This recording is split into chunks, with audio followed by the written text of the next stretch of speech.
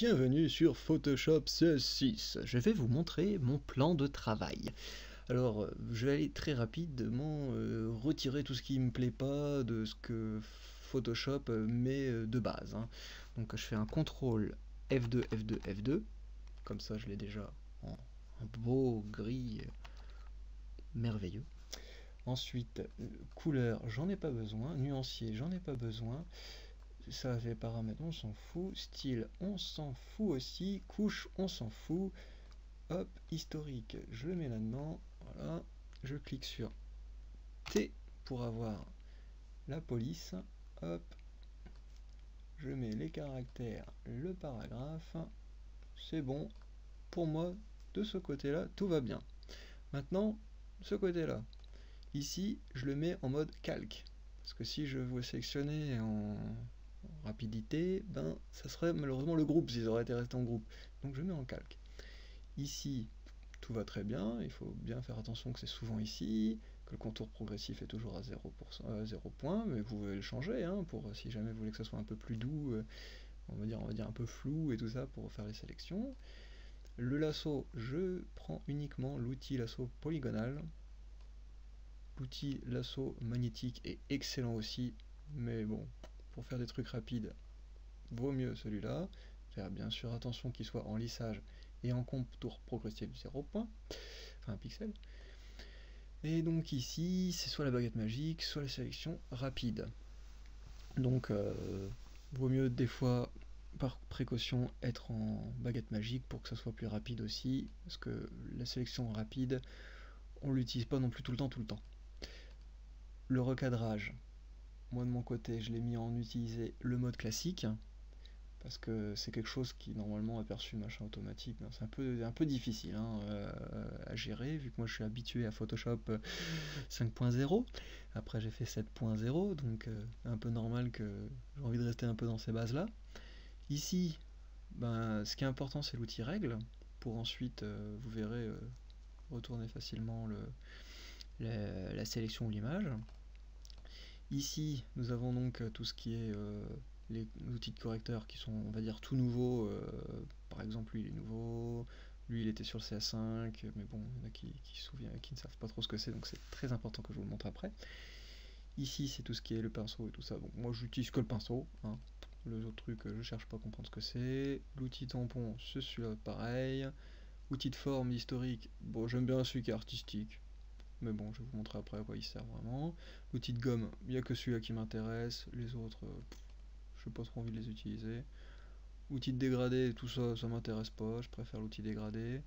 Le doigt, avant c'était le goutte d'eau. C'est en doigt qu'il faut se mettre. Parce que tout ça, ça c'est pour flouter, ça c'est pour que ça soit plus net. Et ça c'est pour étaler. Qu'est-ce que c'est bien d'étaler. Ça par contre, c'était en comme ça. Donc c'est soit pour moi, c'est éclaircir, assombrir et le rendre désaturé, donc tout ce qui est en niveau de gris, ça c'est pour saturer la couleur, et ça c'est pour on va dire assombrir, enfin vous allez voir, c'est vraiment utile pour certains effets. L'outil plume, on va dire qu'il n'y a que celui-là que j'utilise, vu qu'après j'utilise les raccourcis clavier. Outil texte, bien sûr que celui-là je l'utilise quasi jamais. Outil rectangle, c'est super simple. Pourquoi je l'utilise jamais? Parce que moi, ça, là, tout ça, pour moi, je veux que ça soit toujours en bitmap. C'est pour moi, après vous faites ce que vous voulez. Donc pour que ça soit en bitmap, voilà, pixel. Voilà, que ça soit toujours sur des calques, tout simplement, la forme que j'ai voulu, paf, point final, avec la couleur que j'ai voulu, point final. Bon, certes que je ne pourrai pas le modifier facilement, mais bon, après, j'ai mes astuces, et je vais plus vite que si jamais j'aurais utilisé ça. Ensuite, la main, il n'y a rien à changer, tout va très bien, et la loupe. Les raccourcis d'ailleurs sur ces deux-là, c'est pour ça, c'est pour un double clic, c'est pour l'avoir au format de votre écran, et un double clic sur la loupe, c'est pour l'avoir à 100%. On va d'ailleurs commencer tout de suite un nouveau document. Hop, nouveau. On va faire en 800 par 450, couleur RGB, très bien. Sans titre, bon, on s'en fout, ce qui est très bien. Sans titre 1. Si un jour je devrais appeler mon enfant, je devrais l'appeler sans titre -1. Non, je déconne. Bip Photoshop, le mec il est trop à fond dedans et tout. Donc oui, en ce moment je suis en zoom variable. Donc ça, pour ceux qui n'arrivent pas à savoir où que c'était, ben, c'était dans préférences, performance. Moi j'ai mis à fond lui, état d'historique 80 pour être sûr qu'au moins je fais pas d'erreur. Et j'utilise le processeur graphique pour ceux qui en ont une.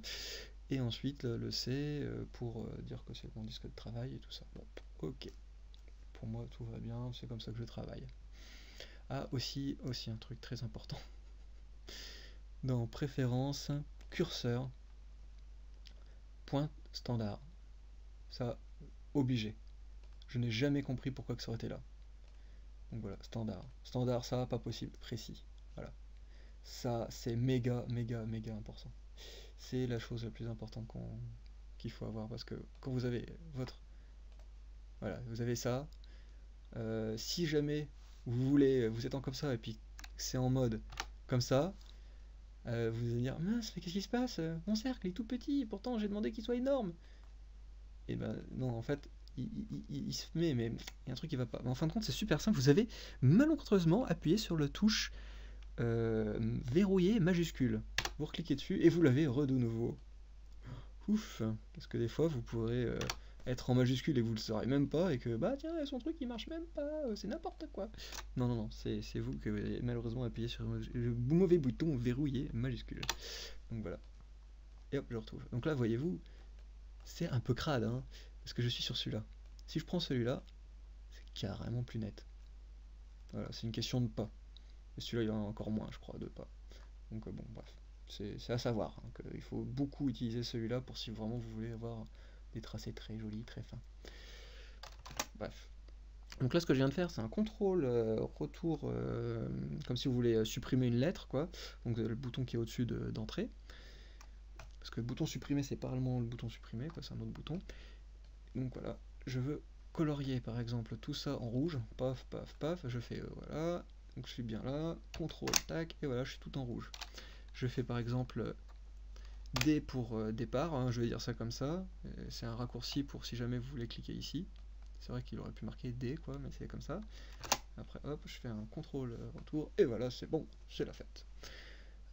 Nous avons donc parlé de plein de choses tout à l'heure, donc nous allons les pratiquer.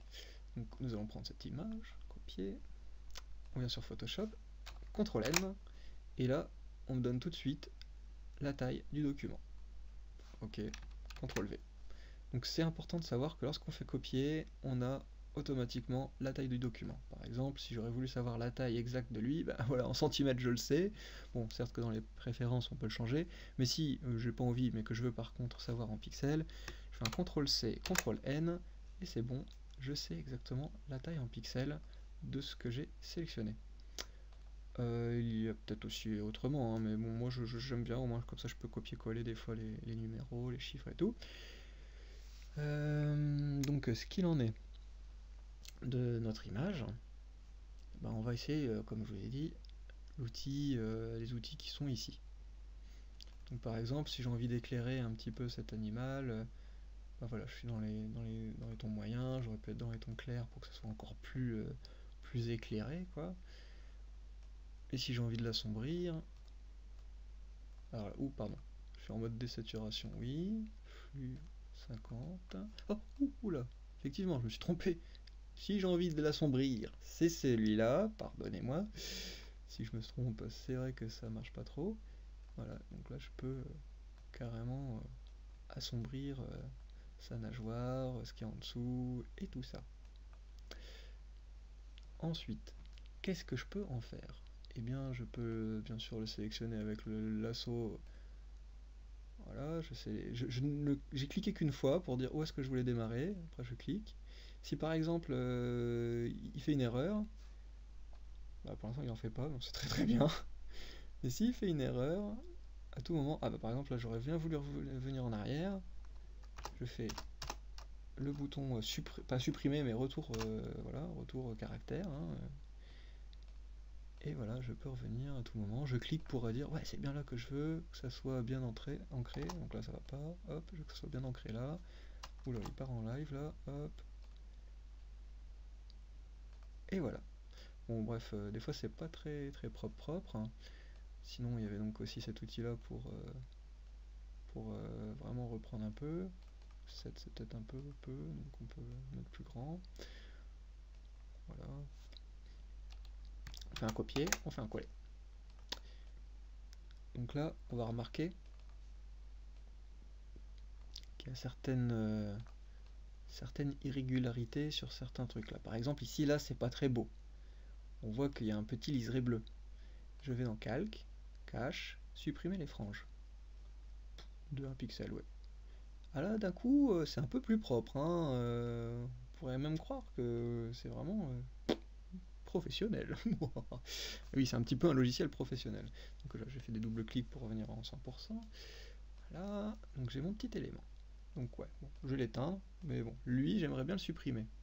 Comment faire? Eh bien, c'est super simple. Je prends ça.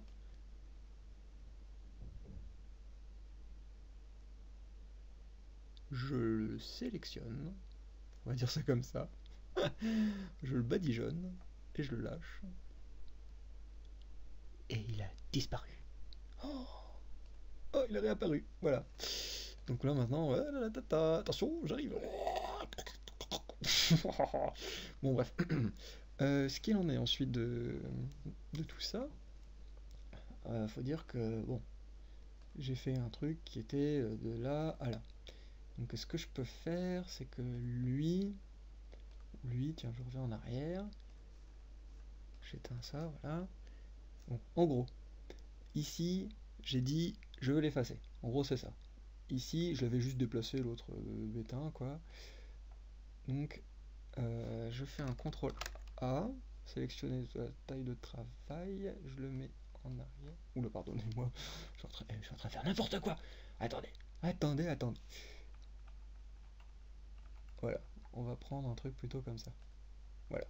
Là, c'était quand j'étais en train de l'assombrir, si vous vous en souvenez. Donc, quand j'étais en train de l'assombrir, quand il existait. Et donc là, j'ai demandé qu'il soit plus là. Il a disparu. Je prends mon outil pinceau, je prends un moyen,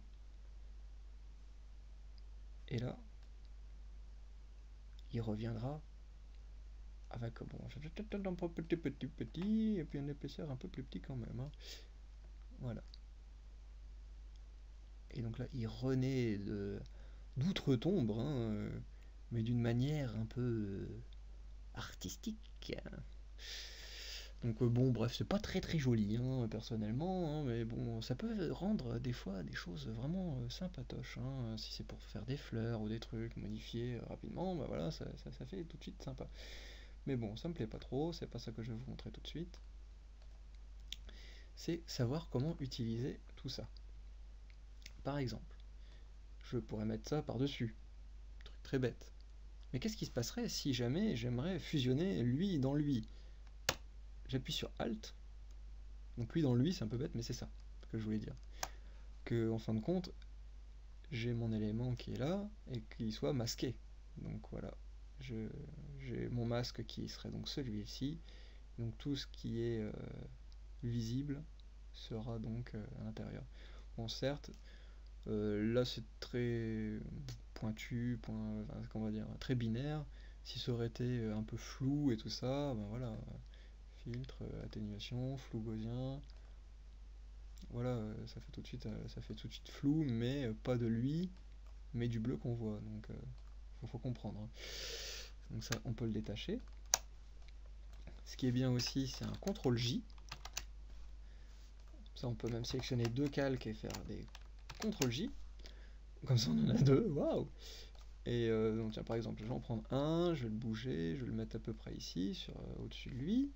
Je fais un CTRL E. Voilà. Qu'est-ce qu'ils font là? Ils font des trucs bizarres. Ok. Donc, en gros, nous avons donc notre calque qui a été fait en CTRL E pour l'écraser. Mais maintenant, j'aimerais avoir tout en écrasé.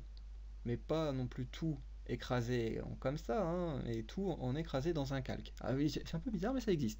Vous faites CTRL, SHIFT, ALT et E, et voilà. J'ai mon image dans un seul calque. Ce qui est pas trop mal, comme ça à tout moment vous pouvez faire, bon alors qu'est-ce que ça pourrait rendre si jamais j'aurais voulu modifier la luminosité de tout ça et tout ça. Bon bref, un bonheur. Hop, on peut le supprimer. Ah oui, pour le supprimer, il faut aller dessus, de ce côté-là, et non là, et comme ça le supprime. Voilà un petit peu pour toutes ces petites choses-là. Donc le doigt qui est très important, hein, que vous connaissez tous, hein, pour bouger. Oula, je suis à 100, c'est pour ça.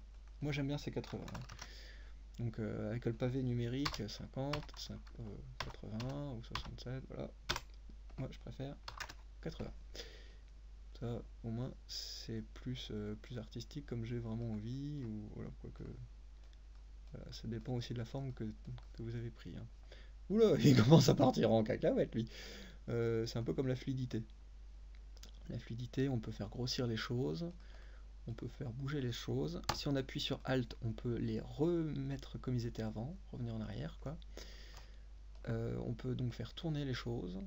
Si on appuie sur Alt, ça fait tourner les choses, mais de l'autre côté. Donc c'est très très cool pour faire, si jamais par exemple vous avez à faire une grande ligne droite, voilà. Au lieu de prendre l'outil ligne, machin et tout ça, voilà, j'aurais pu faire ça aurait été plus facile, quoi. Mais non, j'ai voulu quand même compliquer. C'est pas grave, c'est sélectionné, puis hop. Mais après, bon, c'est, comment on va dire, c'est un truc à prendre, quoi.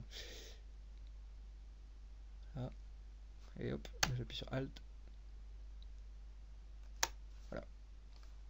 Et comme ça, j'ai tout de suite des formes que j'aurais pu modifier. J'aurais galéré si j'aurais voulu modifier. Donc je vais vous montrer autre chose que moi j'adore particulièrement, qui est la déformation de la marionnette. Voilà, on met un point, on met un point, on met un point, et hop, à tout moment on peut faire eh mec ça va? Truc trop bien quoi. Et voilà, on fait entrer et on a tout qui est fait. Bon, on peut faire CTRL F. Donc c'est bien sûr dans image, dans édition, déformation de la marionnette. Donc il y a aussi déformer basé sur le contenu. Donc par exemple, je fais un CTRL E de ça. Édition contenu. Vous voyez, c'est un truc de dingue. Il écrase pas réellement les éléments qui sont utiles. Par exemple, je fais ça, le nageur n'a pas changé, hein, il n'a pas été trop étiré, quoi. Même mon bétain, il reste toujours bien à sa taille de proportionnelle, quoi. Il y a juste les bulles qui s'étirent. Donc, si jamais vous voulez vraiment mettre quelque chose de très large et quelque chose de très serré, ben voilà. Un outil très performant. Bon, on va revenir sur notre petit personnage. Donc à tout moment, ici sur les calques, on peut mettre des filtres, hein, style de l'ombre portée. Voilà, tout simple, hein, tout con. Biseau estampage, moi ce que j'aime bien, c'est de faire ça en 80-80. Ça fait tout de suite un petit effet brillant, sympatoche, pas trop chiant. Après jouer peut-être sur lui, ou même sur la couleur, hein, s'il faut. Bon, certes, on voit pas très bien sur lui. On va peut-être mettre un peu plus comme ça aurait été l'inverse, quoi. Ça aurait fait un petit truc comme ça, quoi. Ça fait un peu plus sympa que des trucs. Bon, après, voilà, ça à voir, quoi. À vous de voir ce que vous voulez faire. Mais c'est juste pour dire que moi j'aimais bien cela. Sinon, il y avait estampage en oreiller qui était marrant aussi. En 80-80. On le ressent presque pas, c'est très léger. Mais bon, tout va bien. Ça c'était pour tout ce qui était ombre portée, contour, satin et tout ça. C'est vrai que ça peut être très utile, hein, tout ce qui est contour. Ça fait un peu plus cartoon. Hein. Et donc, bah, voilà, à peu près tout pour ces filtres. Là, j'ai pas envie de donc, tout vous montrer, au contraire, sinon je vous gâcherai la surprise de découvrir certains trucs. Style, par exemple, vous avez courbe de transfert de dégradé, à quoi ça servirait? Bah, je sais pas, moi, faire des trucs carrément sympas, quoi. Enfin, bref. Ça, hop, poubelle. Non, pas poubelle, parce que bon, après, vous pouvez carrément retravailler dessus, et hop, vous avez carrément une autre ambiance. Vous pouvez essayer de trouver une autre ambiance carrément mieux, je sais pas laquelle, mais bon. C'est un peu pareil que si jamais...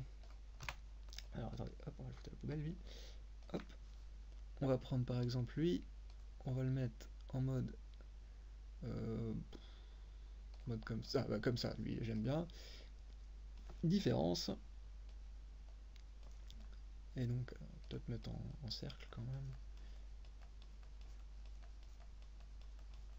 Donc on part dans un truc un peu bizarre, on fait un CTRL I, et après on peut essayer de choper une lumière qui peut être sympa à incruster dedans, quoi.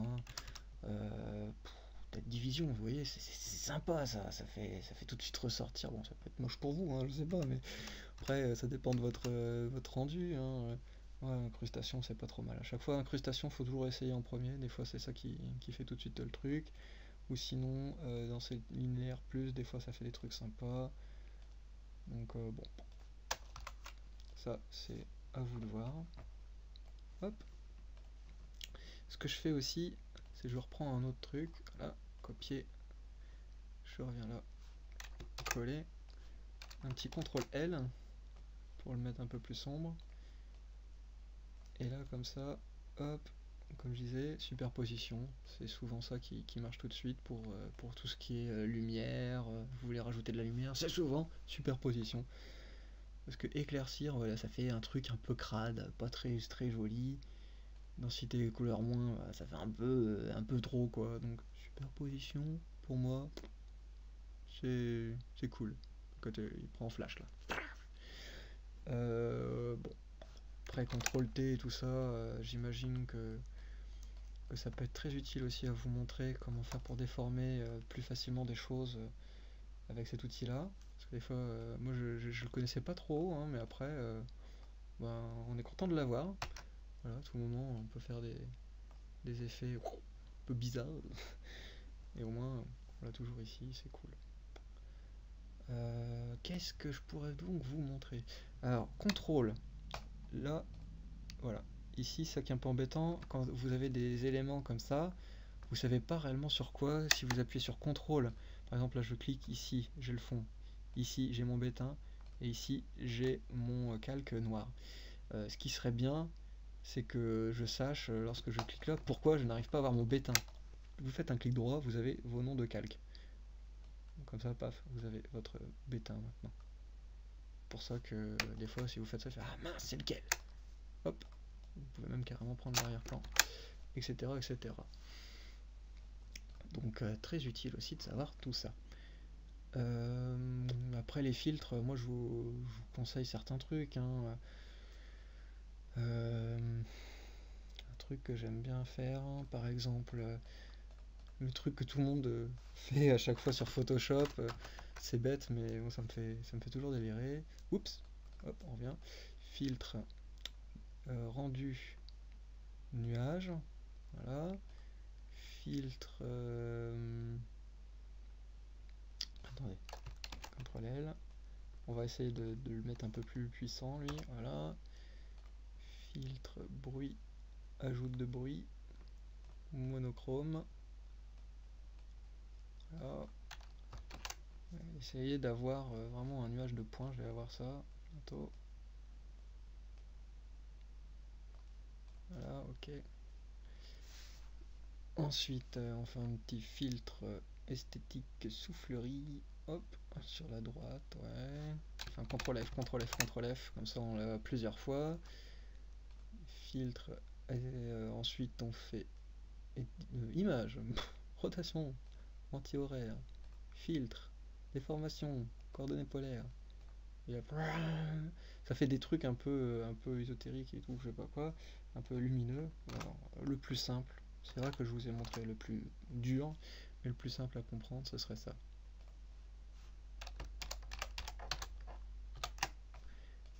On va le mettre en... Hop, 60 caractères en gras, c'est très bien. Alors, la momie, hop, on va faire un petit CTRL T là, CTRL E. Ensuite, on fait un filtre, déformation, coordonnées polaires, mais l'inverse. Ok. Image, rotation du travail, anti-horaire, filtre, soufflerie, voilà. Ok. F, pas trop, hein, faut pas trop. Voilà. Filtre, pardon, rotation du travail, anti-horaire, faut que ça tombe filtre, atténuation, déformation, coordonnées polaires, mais l'inverse. Bon, c'est un peu crade parce que je l'ai fait un peu vite fait, mais on peut avoir tout de suite des mots tout faits à la va-vite, trop bien, nickel quoi. Donc voilà. Voilà pour Photoshop, hein, j'ai à peu près dit tout ce qui en est. Hein. Il y a plein de trucs bien sûr que j'ai dû bien zapper, hein, mais après c'est à vous de voir à peu près où sont les trucs. Mais moi d'habitude voilà c'est comme ça que je travaille. Hein. Je prends, je une couleur, je vais la choisir, je sélectionne X pour changer, contrôle machin, hop. Après CTRL T, je peux les déformer comme j'en ai envie, etc. etc. Puis après, je fais ce que j'ai envie. Donc voilà, voilà. À vous de vous éclater dessus, parce que Photoshop, c'est vraiment un outil qui est vraiment incontournable. Voilà.